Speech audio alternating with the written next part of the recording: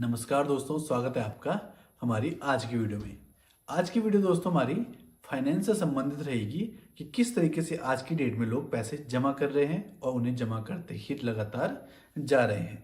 तो दोस्तों हम दो लोगों की आपको कहानी सुनाएंगे। एक का नाम था दोस्तों राहुल और एक का नाम था सुरेश। दोनों के दोनों दोस्तों साथ में पढ़ाई करते हैं और बचपन से साथ में ही रहते हैं। और बीटेक की पढ़ाई खत्म होने के बाद दोनों के दोनों अपनी जॉब को ज्वाइन करते हैं। तो सबसे पहले दोस्तों इनकी सैलरी रहती है 20,000 रुपये जब ये दोनों के दोनों ज्वाइन करते हैं। अब दोस्तों यहाँ पर जो राहुल होता है वो थोड़ा खर्चीले मिजाज का रहता है।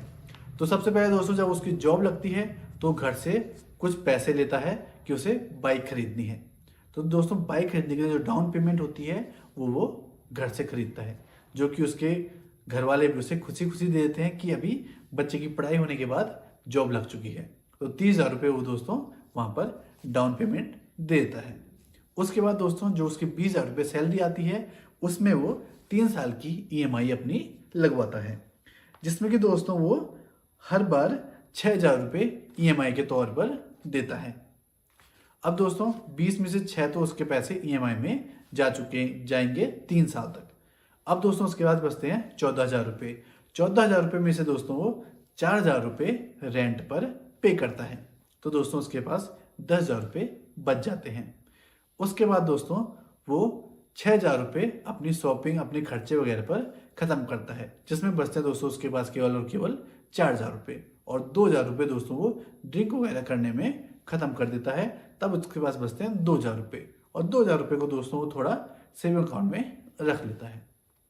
उस दूसरी जगह पे दोस्तों दूसरा लड़का होता है सुरेश, जो कि दोस्तों बहुत ही ज़्यादा शरीफ होता है और बहुत ही ज़्यादा समझदार लड़का रहता है।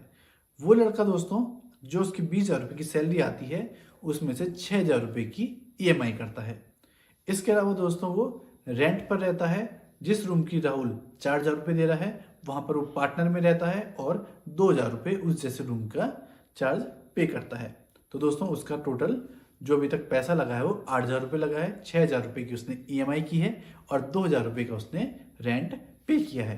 अब उसके पास दोस्तों 12,000 रुपये बचते हैं। 12 में से 6,000 रुपये दोस्तों उसका नॉर्मल खर्चा हो जाता है, जो कि खाने पीने में खर्चा रहता है। तब उसके पास बचता है दोस्तों 6,000 रुपये। 6,000 रुपये में से दोस्तों वो अपने 4,000 रुपये सेव कर लेता है और 2,000 रुपये और इन्वेस्ट कर लेता है। तो इसकी टोटल दोस्तों जो इन्वेस्टमेंट हुई वो हो गई 12,000 रुपये की। अब दोस्तों देखते हैं 3 साल बाद क्या होता है। 3 साल बाद होता ये है दोस्तों इन दोनों को ही 10-10% का इंक्रीमेंट मिलता है हर साल। तो इनकी सैलरी हो जाती है 30,000। अब 30,000 जब दोस्तों इनकी सैलरी होती है तो इस टाइम पे राहुल भी अपनी EMI से फ्री हो चुका होता है। अब राहुल की सैलरी दोस्तों 30,000 है। अब वो लेना चाहता है कार। अब राहुल दोस्तों कार लेने की सोचता है। जब दोस्तों राहुल कार लेने की सोचता है तो 10 लाख की कार परचेज करता है। उसके पास दोस्तों बहुत ही कम सेविंग रहती है, इसलिए वो 70-80 हज़ार रुपये डाउन पेमेंट के रूप में जमा कर देता है, जो उसने सेविंग अकाउंट में रखी थी। अब दोस्तों जब वो 70-80 हज़ार रुपये सेविंग अकाउंट में की डाउन पेमेंट में दे देता है तो उसकी EMI जो लगती है दोस्तों वो लगती है 15,000 की। अब दोस्तों राहुल के पास बचते हैं 15,000 रुपये। रेंट उसका फिर से दोस्तों 4,000 हो गया 19 और 6,000 रुपये दोस्तों उसका फिर से एक्सपेंड ऐसे ही हो जाता है नॉर्मल खर्चों में।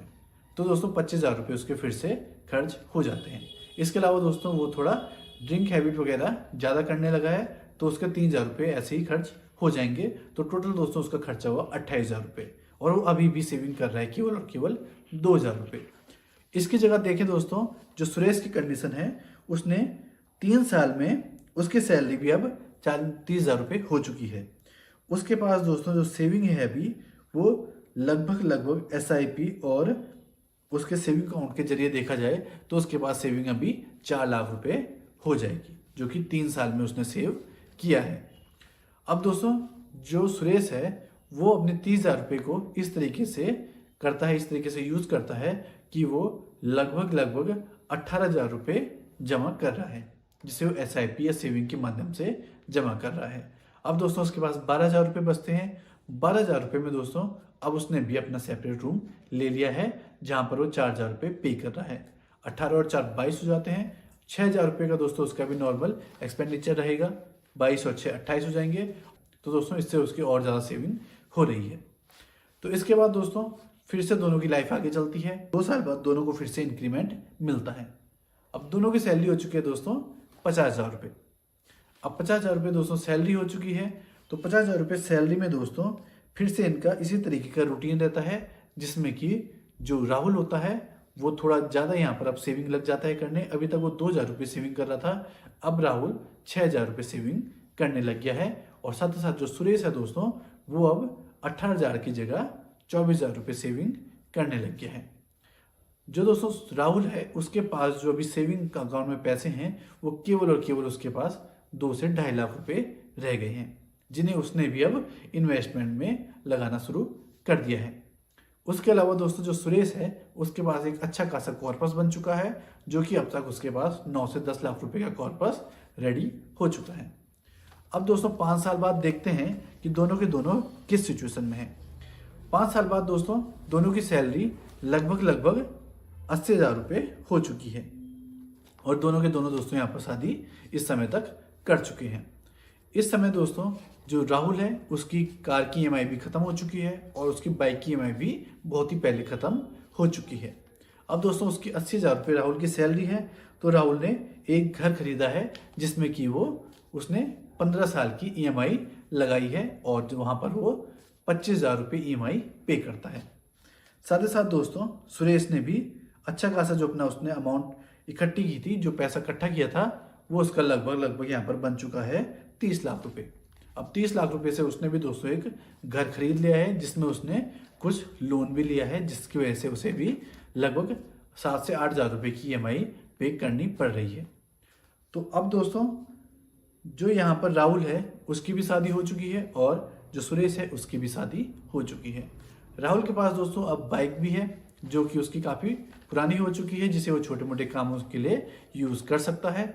इसके अलावा दोस्तों उसके पास कार भी है, जिससे कि वो अपनी फैमिली के साथ कहीं घूमने भी जा सकता है। साथ ही साथ दोस्तों घर भी खरीद चुका है, जिससे कि वो अपनी सैलरी की EMI से आसानी से पे कर रहा है, क्योंकि दोस्तों 80 में से 25,000 रुपये वो EMI दे रहा है। फिर भी उसके पास दोस्तों यहाँ पर 55,000 रुपये बच रहे हैं, जिसमें कि वो पूरा खर्चा निकाल के भी आज की डेट में 20,000 रुपये सेव कर रहा है।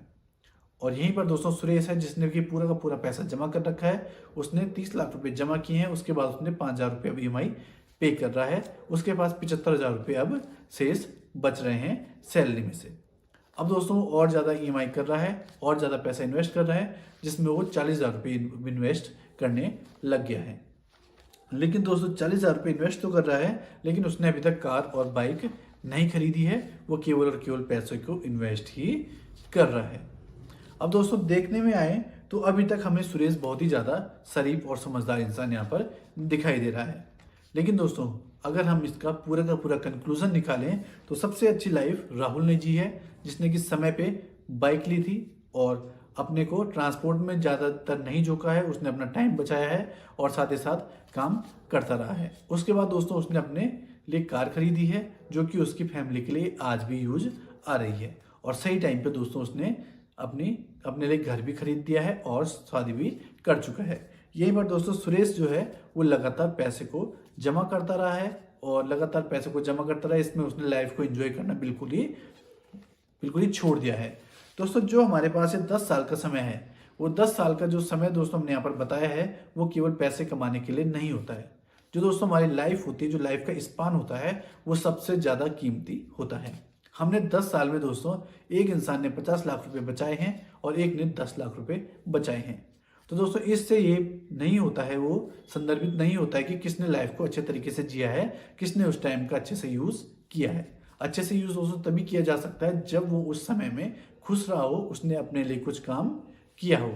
इसके अलावा दोस्तों अगर आपके पास स्किल्स हैं और आप अपनी स्किल्स के लिए लगातार काम कर रहे हैं, तो समय के साथ दोस्तों आपकी सैलरी इंक्रीज होती है, आपके पास अच्छा पैसा आता है और आप अच्छे तरीके से उसे इन्वेस्ट कर सकते हैं और नई नई चीज़ों को ले सकते हैं।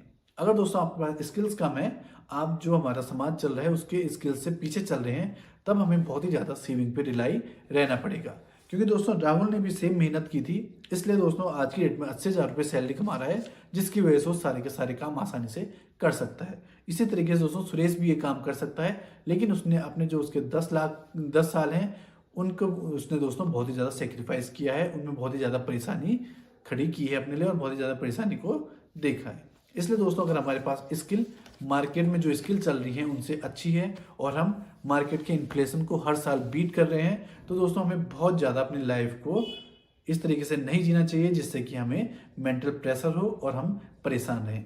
इसमें दोस्तों जो सुरेश ने लाइफ जी है उसमें तो एक सिचुएशन ये भी आती है कि वहाँ पे हम मेंटल पीस खो देते हैं और हमारी तबीयत बिगड़ सकती है और हम मानसिक रोगी बन सकते हैं। इसलिए दोस्तों हमें अपनी लाइफ के समय को एंजॉय करना आना चाहिए और इस तरीके से सेविंग करनी चाहिए कि हम लाइफ को भी एंजॉय कर सकें और अपने भविष्य को भी सिक्योर कर सकें।